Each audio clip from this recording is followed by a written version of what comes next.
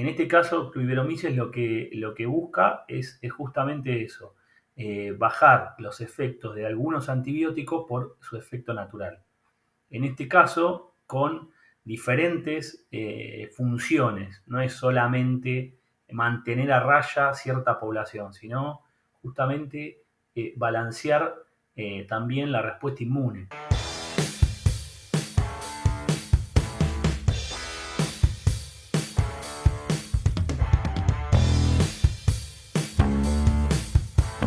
Bienvenidos a un episodio más de CerdoCast, esta línea directa con los principales referentes de la industria porcina.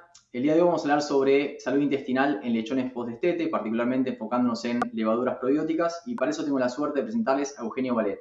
Eugenio, buenos días, ¿cómo estás? Hola, ¿qué tal? ¿Cómo estás?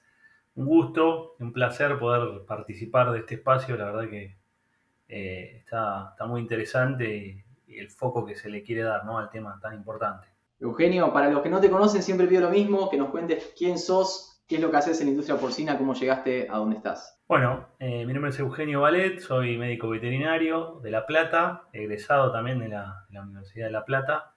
Mi trayectoria comienza un poco sin querer en los cerdos, cuando estaba cursando cuarto año. Ahí tuve mis primeros pasos en la facultad, a trabajar con un grupo de chicos en ese momento, estudiantes que se dedican ahí a trabajar con los cerdos de la facultad, coordinado por la doctora Williams, Sara.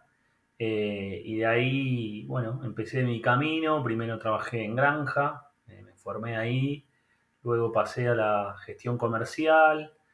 Me interesó mucho y hice mi posgrado en agronegocios en una universidad acá de Buenos Aires. Y luego, hace unos años, ya comencé mi etapa como profesor, primero en la facultad y también como asesor de granjas y de empresas, también porcinas. He trabajado como asesor externo en algunas empresas del sector. También me tocó hacer algunos trabajos en países de Sudamérica. Muy bien. Y actualmente mencionaste, fuera de cámara, estás haciendo un doctorado, ¿puede ser? Sí, estoy comenzando justamente un doctorado en esto, ¿no? En lo que es salud intestinal, que creo que es un poco el desafío futuro que tenemos como profesionales de la producción sostenible, ¿no? Que al final de cuentas eso es un poco, producimos carne y tiene que ser saludable y bajo parámetros de aseguramiento de calidad, ¿no? Y en parte de eso, entender lo que es la salud intestinal también hace potenciar no solo lo productivo, sino también la cuestión con el medio ambiente, ¿no? Eugenio, ¿y dónde estamos parados en Argentina, en Latinoamérica, en relación a la disminución del uso de antibióticos y qué tipo de urgencia tenemos para trabajar en eso? Y bueno, es un gran tema. Actualmente, nosotros siempre en Sudamérica nos fuimos considerados como países emergentes, con lo cual, de alguna manera, vamos un poco mirando al norte, y en lo que es producción porcina también es así. Así que estamos trabajando un poco, copiando algunos modelos europeos y generando modelos propios de la gestión del uso de antibióticos, ¿no? También de a poco van generándose distintos marcos regulatorios, que eso también es muy importante.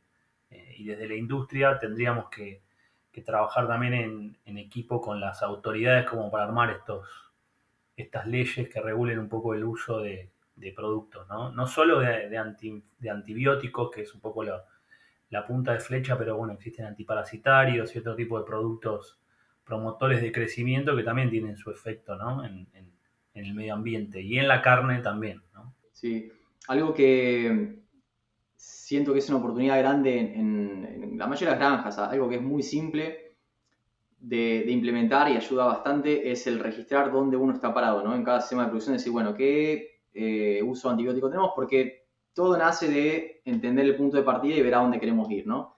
Y cuando trabajaba en granja había 3 planillas básicas que teníamos en todos los galpones, que era una para registrar la aplicación de medicamentos, también te permite trabajar con el periodo de retiro antes de la faena, de no dar ciertos antibióticos. Es una planilla muy básica que cualquier operario, todos lo utilizábamos. Una de registro de temperatura máxima y mínima, como un termómetro, que era muy básico también, pero de nuevo, ayuda un montón. Cosas simples que nos ayudan a profesionalizar lo que hacemos, y la otra era mortalidad, básicamente, registro de cerdos muertos y el peso, para ajustar la conversión alimenticia. Cosas, de nuevo, muy simples que nos ayudan a tener información un poco más confiable y definir un poco hacia dónde queremos ir, ¿no?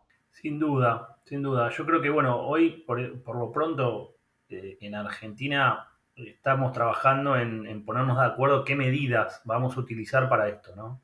Hay algunas que son utilizadas ya hace un tiempo, por ejemplo, en Europa, que van de la mano de esto, de ciertas cuestiones poblacionales, y también hay otras que son más pensadas en lo que es la biomasa, ¿no es cierto? ¿Cómo medimos nosotros el uso de antibióticos en base a kilos de carne o a unidades poblacionales que tienen en cuenta con la compra y venta, compra de insumos y venta de producto final? Pero bueno, como vos decís, empezar desde las bases de la granja, y como profesionales, como por lo pronto como gestores de la salud animal, tenemos que trabajar en eso, en medidas, en mediciones, como vos decís, desde lo básico, que es leer los prospectos de los productos. Y otra cosa importante que muchas veces queda ahí es que depende, no es que un periodo de retiro es una droga, tiene siempre el mismo periodo de retiro, sino que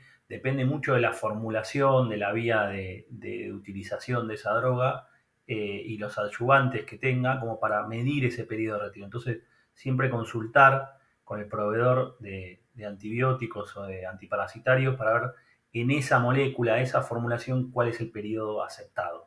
Entonces, en base a eso, como decís, armar los planes de medicación, de retiro, y eso hace también a un uso eficiente de los recursos, no solamente tener en cuenta la salud o el concepto actual, ¿no?, que trabajamos, que es una salud, sino también el uso eficiente de los recursos, ¿no? Hasta cuánto debo medicar, hasta cuánto no, para qué sí, para qué no. Esas herramientas son clave y no tienen un costo adicional. Claro.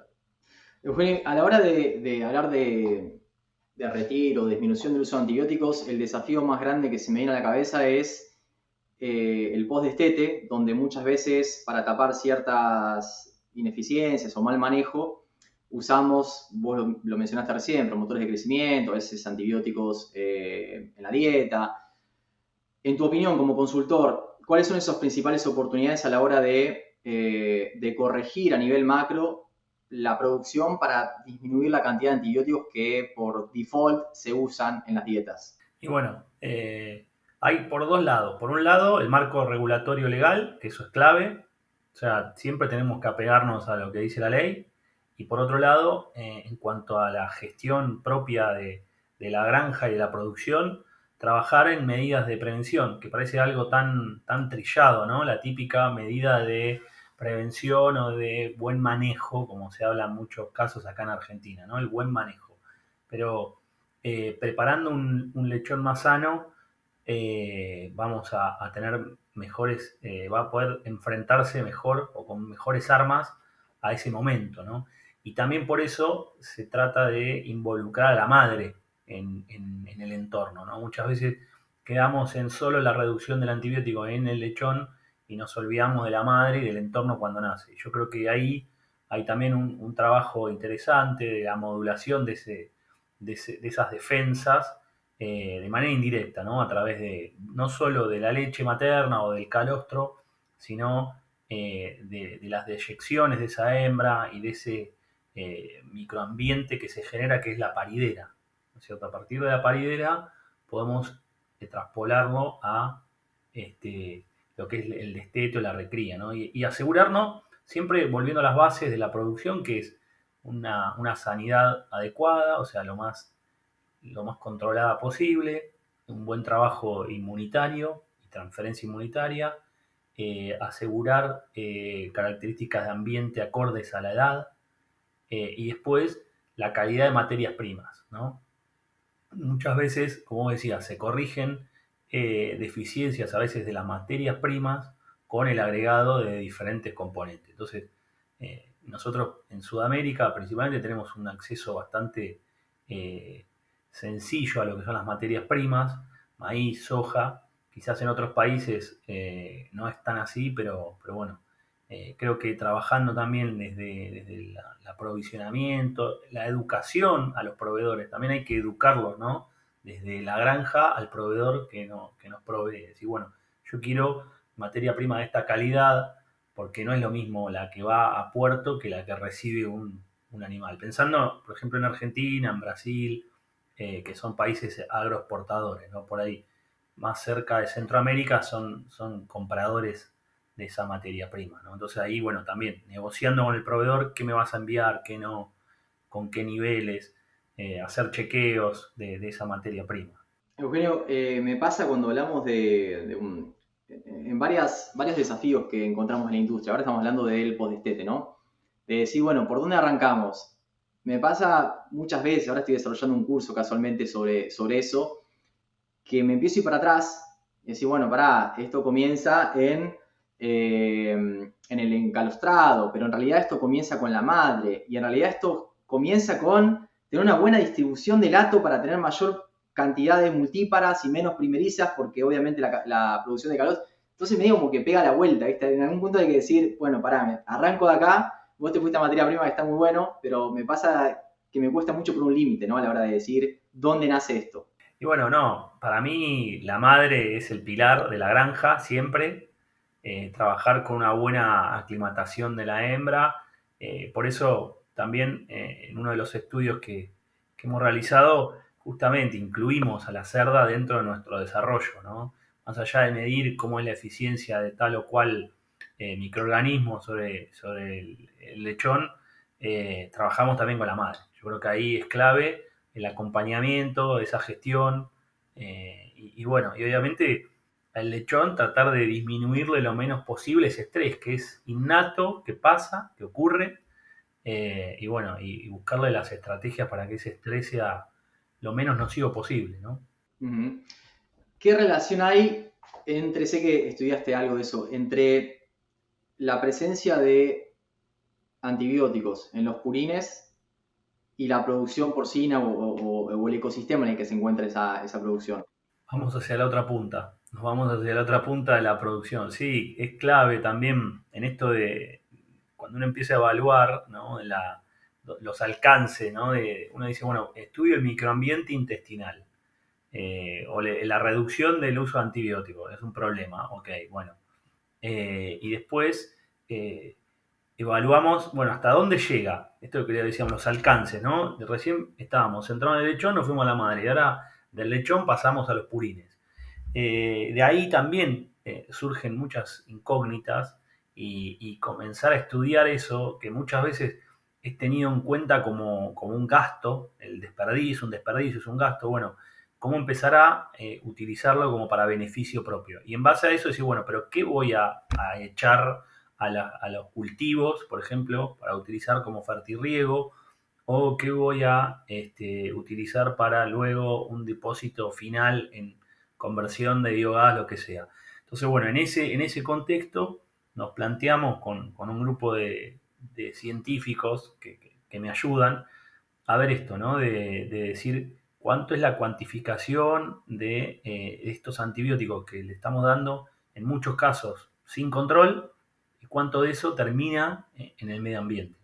Entonces, bueno, también eso es interesante poder empezar a medirlo. Y en eso estamos, midiendo, haciendo análisis, y obviamente nos estamos encontrando con mucho residuo en esas lagunas o en esos sistemas de procesamiento. Con lo cual también nos prende una alarma y decimos, bueno, ¿están bien diseñados o no? ¿O están diseñados para una producción antigua? Yo creo que eso también nos va desafiando, ¿no? La producción antigua y la moderna. El uso de probióticos, producción moderna. El manejo racional de fluentes, producción moderna, ¿no? Tenemos que apuntar a eso. Y asignarle el valor que tiene a los efluentes. Yo lo he mencionado en algunos episodios, pero cuando empecé trabajando en lo más bajo de la pirámide en Minnesota, trabajaba en sistemas que colocaban 4 galpones de 650 animales o 2 galpones win to finish en medio de un campo de maíz, y el cerdo era casi que un subproducto. Ellos lo que buscaban era efluente para los campos. Entonces, imagínate cuando le demos el valor y lo utilicemos como corresponde, como se podría por lo menos, a los efluentes, y ahí es donde cobra todavía más relevancia lo que vos decís de los antibióticos que puede llegar a tener en los purines, ¿no? Sin duda, y ahí también empieza a jugar un poco esto del rediseño de las granjas. Por eso te digo, la producción porcina, capaz que hay algunas cosas que nosotros las creemos modernas y ya son el pasado, ¿no? En muchos casos va a haber que repensar los tipos de lagunas. ¿Para qué? Para que estos microorganismos se encarguen de purificar de alguna manera esos efluentes. Y no es ni más ni menos que eso. O sea, la inversión es generar alguna fosa más, alguna laguna más, capaz que con otro tipo de formato. ¿Para qué? Para que se desarrollen otro tipo de microorganismos y puedan transformar todos esos residuos en alimento para otras y esas a su vez trabajen entre comillas para nosotros, ¿no es cierto? Ese es un poco lo que tendríamos que empezar a entender de esto, de utilizar ciertos microorganismos para que trabajen en pos de la granja con una inversión relativamente sencilla. Un poco eso es lo que yo creo hoy que también es un poco el desafío de nuestra generación y más de las que vienen, de no solo la inversión es lo que lleva al éxito, ¿no? A veces es invertir bien, utilizar bien los recursos para lograr el producto final deseado, ¿no? En este caso, bueno, no contaminar, no volcar residuos tóxicos para el ambiente, ¿con qué? Con soluciones de ampliar ciertas lagunas, de mejorar, no sé, el uso de antibióticos aplicando un microorganismo. Y creo que ahí está la gran cuestión propia para mejorar, ¿no? Para ser más eficiente. Está bueno que estemos hablando de esto, de repensar un poquito lo que se venía haciendo y hacia dónde va, porque sabemos que son inversiones a amortizar en muchos años cuando hablamos de producción. Y también sabemos que cuando la ONU, cuando a nivel global se habla de cómo vamos a hacer para alimentar a la población creciente, casi todo el mundo mira a Latinoamérica. Entonces va a haber un crecimiento y está bueno que antes de arrancar a crecer, digamos, bueno, a ver, ¿cómo queremos crecer? ¿Dónde va a estar la industria? ¿Qué vamos a necesitar para ser competitivos, para ser sustentables? Si nos lo exigen a nivel legislativo, a nivel mercado también, si van a ser en mercados de exportación, que de repente tienen otra reglamentación, gestaciones grupales, etcétera. Hay un montón de cosas que está bueno parar la bola y decir, bueno, a ver, si voy a invertir, en qué tipo de producción voy a invertir y digamos que incluye lo que estamos trabajando ahora, ¿no? Sin duda, es eso, es eso. Y desde mi lado, digamos, poniendo un poco el traje de facultativo, ¿no? De profesor o de investigador incipiente, lo que creo es que tenemos que aportarle estas soluciones a la industria, ¿no? Somos los encargados de presentarle opciones, ¿no? De diferencia, que no todo es inversión y la inversión hay que potenciarla y tiene que estar justificada. También hay muchos, por ejemplo, proyectos que se llaman llave en mano, ¿no? Para el uso y aprovechamiento de fluentes. Y en algún momento, por ahí el productor lo compra porque necesita justificar ciertas cuestiones, pero no está pensado para ese tipo de explotación o no está pensado para ese sistema productivo. Entonces, bueno, desarrollemos desde atrás para adelante qué es lo que vos querés, qué es lo que vos necesitas, y en base a eso pensemos cómo eficientizar este sistema, ¿no? Y en base a eso, bueno, también tengamos en cuenta esto, no contaminar, reducir los antibióticos, pequeñas diferencias. Y como decía, Sudamérica no por nada está puesto el ojo y tenemos que trabajar en desarrollar modelos eficientes. No solamente producir kilos de carne a bajo costo, sino que sea eficiente. Mencionaste que los probióticos tienen que ver con la producción de hoy, la producción del futuro también. ¿Qué rol juegan? Me gustaría que nos expliques un poquito el impacto que tienen, cómo pueden ser utilizados y consideraciones que debemos tener en cuenta. Bueno, sí, los probióticos más que nada ayudan en esto de la producción, si se quiere, libre de antibióticos. Yo no sé si el punto es producción libre de antibióticos, me parece que a veces compramos ciertos títulos, sino el uso racional de antibióticos me parece que es lo clave y en eso estamos, aprovechando distintas interacciones que tienen. Por ejemplo, yo trabajo con una levadura que es la Cluiberomyces, que es derivada, digamos, fue aislada y patentada del kefir, que es un producto ancestral, ¿no? Es un probiótico ancestral. Bueno, en este caso, Cluiberomyces lo que busca es justamente eso, bajar los efectos de algunos antibióticos por su efecto natural.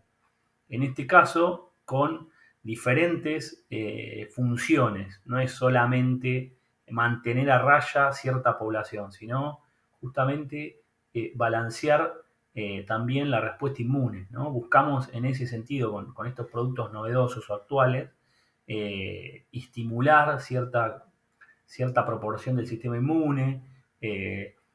Y tengamos en cuenta algo interesante, ¿no? Que muchas veces dice, bueno, la modulación de la población o de la microbiota intestinal. Bueno, nosotros podemos interactuar en cierto porcentaje de esa microbiota. Hay algo que ya uno nace, o sea, el lechón en este caso nace con cierta población derivada de la madre, tiene un cierto periodo, que son las primeras 2 semanas de vida, donde ahí sí se puede modificar realmente y sustancialmente, y luego de ahí, entre el 70 y el 80% de esa población que está dentro del intestino no va a ser modificada. Entonces, nosotros, ¿dónde vamos a trabajar? En el otro 20% que queda. ¿Sí? Y en base a eso es justamente los metabolitos que va produciendo este consorcio de bacterias que tenemos, los tenemos que ir regulando con, por ejemplo, en este caso, esta levadura, ¿no? Hay otros, hay ácidos orgánicos que también trabajan sobre eso. Y bueno, y ahí empieza un poco, decir, bueno, yo, entre comillas, elimino cierta población y esa proteína de esa población sirve de alimento para otra población bacteriana, ¿no? También eso es interesante, que en muchos casos, cuando se trabaja, por ejemplo, con organismos vivos u organismos muertos, ¿sí? Yo en este caso trabajo con organismos vivos, con lo cual ahí también busco esa interacción, pero hay veces que hay otros productos que son con organismos muertos. Bueno, esos organismos muertos sirven de sustrato para las poblaciones benéficas, ¿no? ¿Cómo interactúa? Y en vez de utilizar un antibiótico que barre con lo que yo quiero, ¿sí? Me parece que ese desafío es interesante. Y además otra cosa es esto que yo hablaba, por ahí hablamos temprano, con la madre, ¿no? Si yo trabajo con la madre, también puedo ir modificando justamente en edades tempranas a ese animal. Eh, y lo interesante que por ahí antes ocurría que esto quedaba todo en modelos de laboratorio, ¿no? Y en la actualidad se están pudiendo verificar mediante muchas investigaciones y principalmente por ahí en nuestra línea lo que queremos hacer es eh, presentar datos productivos, ¿no? Que eso por ahí más allá de toda otra línea de investigación que sea cómo va modificando a nivel molecular y a nivel microambiente, sino decir, bueno, a ver, esto es realmente, fue por esta intervención o no. Y bueno, estamos en ese desafío de ir probando justamente esos correlatos tan lindos que se ven con dibujitos en el bolsillo del productor. 100% de acuerdo. Sí, sí, sí. Es lo que justifica la implementación y la inversión, ¿no? Vos fíjate qué curioso que, de nuevo, hablamos de probióticos y hablábamos de lechones, por así decirlo, y después terminamos yendo de nuevo hacia la madre. ¿Qué es lo que nos pasa? Que ese corte es difícil de colocar en un momento particular, pero bien dijiste que cuando el lechón nace a partir de la microbiota fecal y vaginal, el animal medio como que define su ADN en términos de microbiota, o sea, es definido qué tipo de microbiota va a tener. Hay estudios súper interesantes sobre trasplante de materia fecal, es súper, súper interesante, medio como que le da ciertas características de productividad a los animales, parece ciencia ficción, y está bueno que hayan mencionado que se puede trabajar sobre la madre, porque una vez que el lechón hereda eso, de nuevo, de la materia fecal y demás, ya queda medio definido. Y acá te quería preguntar, ¿qué posibilidades hay de, cuando uno usa un probiótico, está impactando en ese ecosistema? Es un ecosistema, cuando decís, hay ciertos subproductos de uno que sirven de alimentación para otro, ¿verdad? Eso es lo que hace un ecosistema. ¿Qué posibilidad hay de moldear esa microbiota incluso cuando uno deja de dar el probiótico? O sea, ¿todo vuelve a como estaba o hay chance de definir un nuevo rumbo? Y en realidad, ¿cómo lo medimos? Con su desempeño zootécnico. en realidad eso es lo que termina pasando, ¿no? Que ese animal que va a faena termina teniendo un desempeño zootécnico mucho mejor que el que no ha recibido ese tratamiento. Con lo cual ahí es un poco lo que termina pasando, ¿no? Cómo correlacionar esa historia, si se quiere. Eh, lo que pasa es que, bueno, nosotros en producciones intensivas tenemos un ciclo bastante corto como para poder medir la supervivencia de esos microorganismos. En general, eh, tienden, como yo te decía, uno puede modular alrededor del 20% de su composición. Y bueno, lo que implica que ese 20% también es el encargado de gestionar, si se quiere, las herramientas que tiene ese animal, tanto para deposición de músculo. ¿Por qué? Mediante la absorción de ciertos ácidos grasos, mediante la absorción de ciertos compuestos como proteínas, como distintas, este, digamos, moléculas, eso genera también esa propensión a depositar músculo, que al final de cuentas va. Y lo mismo con los mediadores de la inflamación. También alterando esa composición, esa relación poblacional, también genera una mayor síntesis de mediadores o no de la inflamación.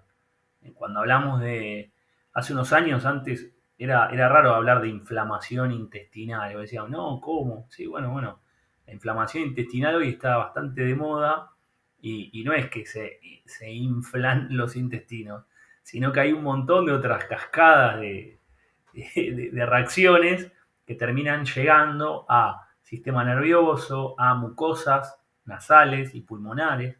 Ya está probado esa correlación entre las mucosas intestinales y pulmonares o nasales, que obviamente terminan siendo de vuelta el ingreso de otros microorganismos.